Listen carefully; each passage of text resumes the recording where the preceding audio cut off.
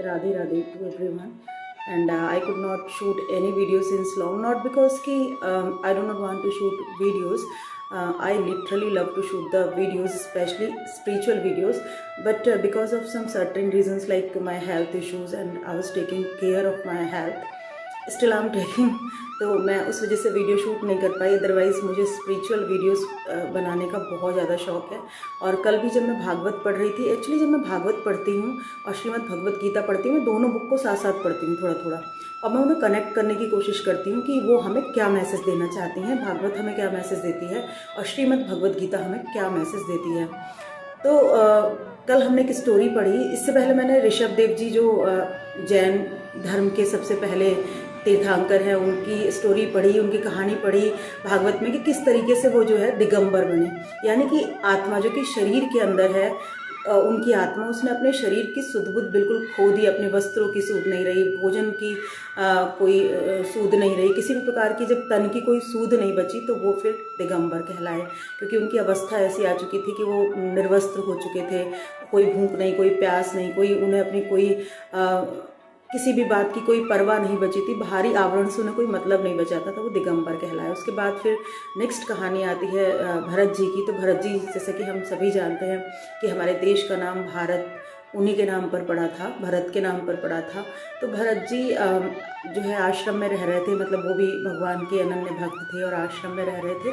तो एक दिन उन्होंने क्या देखा कि एक हिरनी शेर के डर के कारण, जो कि गर्भवती हिरनी थी, वो गर्भवती थी और शेर के डर के कारण एक नदी में कूद जाती है। और नदी में कूदने के कारण उसके गर्भ में जो बच्चा है, जो कि अभी कुछ ही समय में जन्म लेने वाला था, तो वो उसके गर्भ से निकलकर और नदी में गिर जाता है। और भरत जी को उसमें बहुत दया आती है, उसको बचा लेते हैं और अपने आश्रम में ले आते हैं।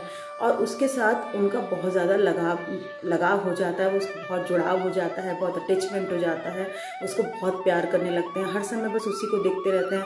अगर वो आश्रम में या कहीं भी थोड़ा इधर उधर निकल जाता है तो जब तक उन्हें नहीं दिखता तो उनको चैन नहीं मिलता, उनका वो पूरा चित्त उसमें लगाने लगते हैं। ऐसा श्रीमद् भगवत गीता कहती है कि मनुष्य की चेतना उसकी मृत्यु के समय जैसी होती है, उस समय उसे नेक्स्ट बर्थ वैसा ही मिलता है। उनके मृत्यु के समय में भी वो उस हिरण के बच्चे की ही बारे में सोच रहे थे कि कहाँ गया कहाँ गया। वो उनकी आंखों से ओझल हो गया था, तो उसी के विषय में सोच रहे थे कि कहाँ गया कहाँ गया।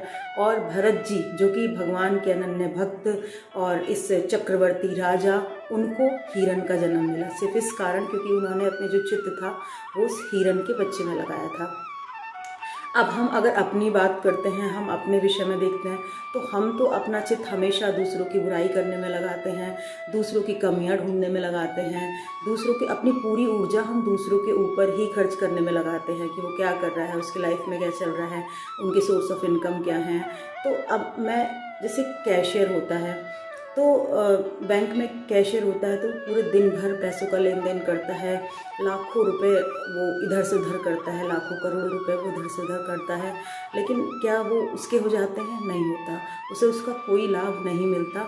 और बल्कि अगर उससे कोई गलती हो जाए तो उसे अपने पास से ही उसका जो है हर्जाना भरना पड़ता है, उसकी पेनल्टी उसे अपने पास से देनी पड़ती है, उससे कोई मिस्टेक हो जाए तो ठीक वैसा ही हमारे साथ भी होता है। उसका मतलब सिर्फ अपनी सैलरी से होता है, जो बैंक उसके लिए निर्धारित सैलरी है वो उसे टाइम पे मिल जाएगी। ठीक वैसा ही हमारे साथ भी होता है।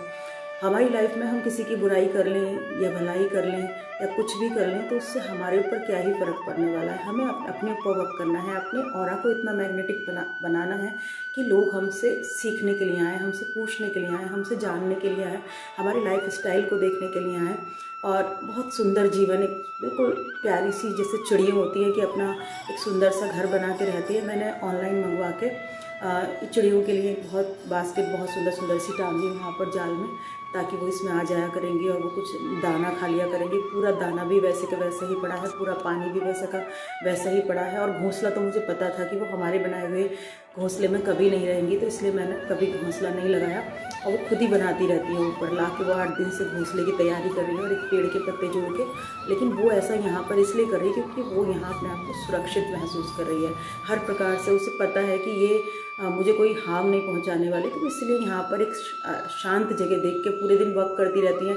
हम लोग घर पे नहीं होते तो पूरे दिन वर्क करती रहती है, वो अपना घोंसला बनाती रहती है, खेल करती रहती है, छोटे छोटे कीड़े खाती रहती हैं गमलों में से ढूंढ ढूंढ के, तो यहाँ पर खेल करती रहती हैं। तो हमें जो है बहुत सुंदर जीवन जीने का अभ्यास करना है, ना कि दूसरों के ऊपर अपनी ऊर्जा बर्बाद करनी है, अपने खुद के ऑरा पे वर्क करना है, इतना मैग्नेटिक ऑरा कि दूसरे लोग हमें एक ईगल बनना